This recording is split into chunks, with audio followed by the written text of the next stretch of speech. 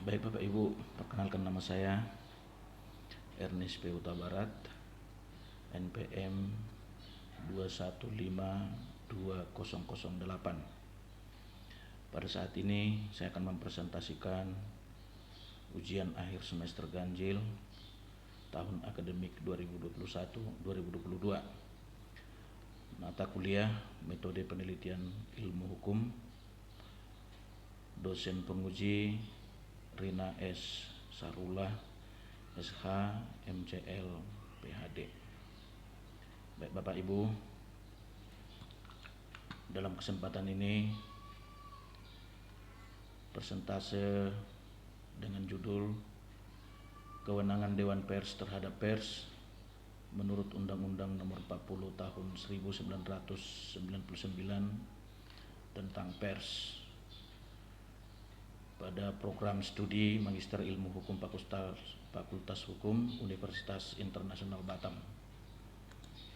Bapak Ibu sekalian, latar belakang dalam penelitian ini yaitu das solem atau harapan yang seharusnya, pasal 15 dari Undang-Undang Nomor 40 Tahun 1999 tentang Pers. Ayat 1,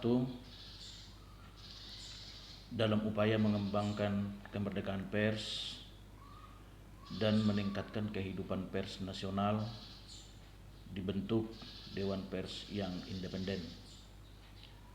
Ayat 2, Dewan Pers melaksanakan tugas fungsi-fungsi sebagai berikut. A. Melindungi kemerdekaan pers dari campur tangan pihak lain. B. Melakukan pengkajian untuk pengembangan kehidupan pers. C.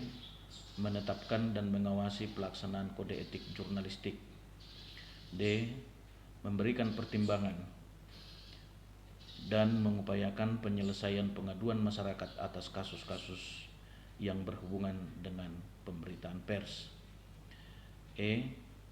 Mengembangkan komunikasi antara pers, masyarakat, dan pemerintah. F. Memfasilitasi organisasi-organisasi pers dalam menyusun peraturan-peraturan di bidang pers dan meningkatkan kualitas profesi kewartawanan. G. Mendata perusahaan pers.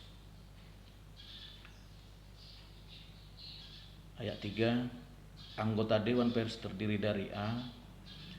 Wartawan yang dipilih oleh organisasi wartawan. B. Pimpinan perusahaan pers yang dipilih organisasi pers. C. Tokoh masyarakat, ahli di bidang pers dan atau komunikasi dan bidang lainnya yang dipilih oleh organisasi wartawan dan organisasi perusahaan pers. Ayat 4, ketua dan wakil Dewan Pers dipilih dari dan oleh anggota. Ayat 5, keanggotaan Dewan Pers sebagaimana dimaksud dalam ayat 3 pasal ini ditetapkan dengan keputusan Presiden. Ayat 6, keanggotaan Dewan Pers berlaku untuk masa 3 tahun dan sesudah itu hanya dapat dipilih kembali untuk 1 periode berikutnya. Ayat 7, sumber pembiayaan Dewan Pers berasal dari organisasi pers, perusahaan pers, bantuan dari negara, dan bantuan lain yang tidak mengikat.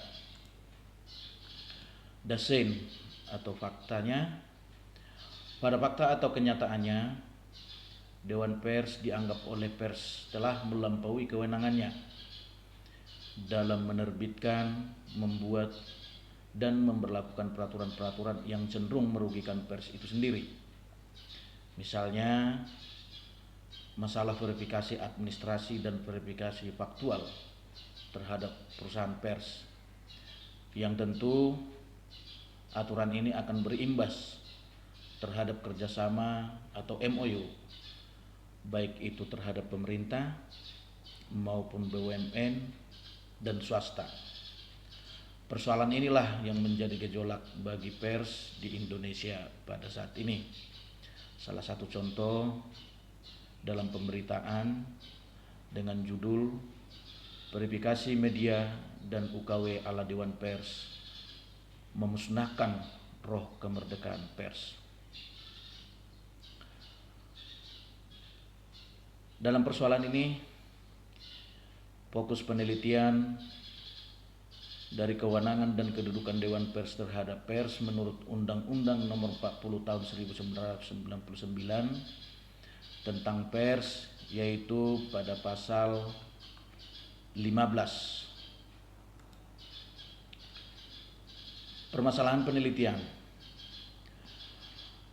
penelitian yang pertama, bagaimana kedudukan, peran maupun kewenangan Dewan Pers terhadap pers menurut Undang-Undang Nomor 40 Tahun 1999 tentang pers.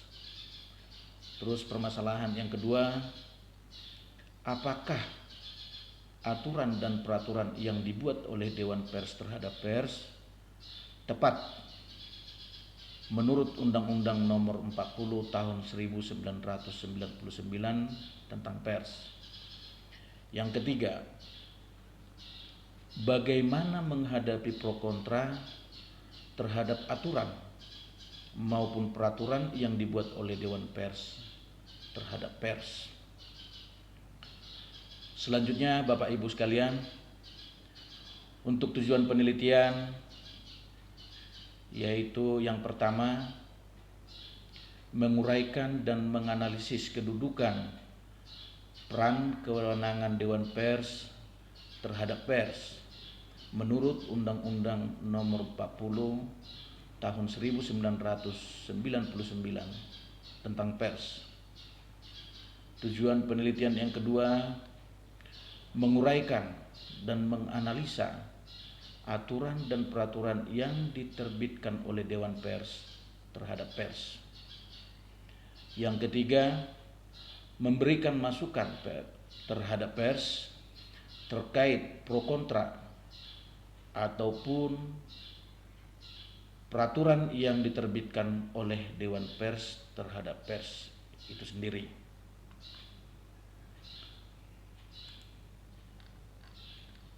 Manfaat penelitian. Manfaat penelitian yang pertama,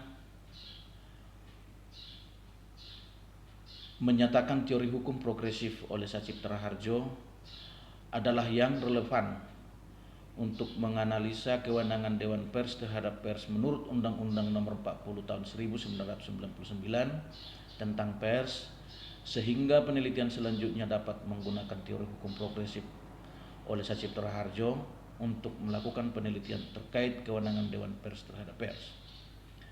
Yang kedua, manfaat dan kontribusi secara praktis untuk stakeholder, yaitu pers, wartawan, organisasi pers, dan perusahaan pers. Yang kedua, untuk akademisi, penelitian ini diharapkan dapat memperkaya khasanah kepustakaan, pendidikan, memberikan manfaat bagi pengembangan ilmu hukum, serta dapat menjadi bahan masukan bagi mereka yang berminat untuk menindaklanjuti hasil penelitian ini dengan mengambil kancah penelitian yang berbeda. Yang ketiga, bagi perusahaan pers, memberikan masukan sebagai pertimbangan terhadap pers dari hasil penelitian yang dilakukan. Selanjutnya, Bapak Ibu, untuk tinjauan pustaka dan landasan teori. Tinjauan pustaka, landasan operasional, yaitu pengertian dari pers, pengertian dari perusahaan pers, kantor berita, wartawan, organisasi pers, dan pers nasional. Landasan konseptualnya yaitu pembagian perusahaan pers, jenis-jenis media, jenis wartawan, jenis berita, teknik pembuatan berita, dan cara menggunakan hak jawab. Untuk landasan yuridisnya, yang pertama Pasal 28 Undang-Undang Dasar Negara Republik Indonesia tahun 1945. Yang kedua, Undang-Undang Nomor 40 tahun 1999 tentang pers, khususnya pada pasal 15. Untuk hasil penelitian sebelumnya, yang pertama Asadi Sregar pada tahun 2000 dalam makalahnya menuliskan media pers dan negara keluar dari hegemoni. Yang kedua oleh Dedi pada tahun 2017 dalam makalahnya berjudul Mendorong Profesionalisme Pers Melalui Verifikasi Perusahaan Pers. Yang ketiga Awang Ruswadi pada tahun 2004 dengan judul Menakar Kadar Kebebasan Pers Indonesia. Yang keempat Dahlan Subakti pada tahun 2013 dengan judul Peran dan Fungsi Pers menurut Undang-Undang Pers tahun 1999 serta perkembangannya. Kemudian Muhammad Syahrir pada tahun 2020 dengan judul Konstruksi Penerapan Uji Kompetensi Wartawan dalam Menegakkan Profesionalisme Anggota PWI Sumatera Utara. Yang keenam oleh Imam Mahmudi pada tahun 2014 dengan judul Pelesiran Koleksi Surat Kabar Studi Kasus di Monumen Perusahaan Pers Nasional. Yang ketujuh Stefan Obaja Voges pada tahun 2014 dengan judul Kemerdekaan Pers dalam Perspektif Hukum Pers Indonesia. Yang kedelapan Harijanto Malang pada tahun 2014 dengan judul Perlindungan Hukum Terhadap Wartawan dalam Peliputan Berita Pemerintah dan Masyarakat.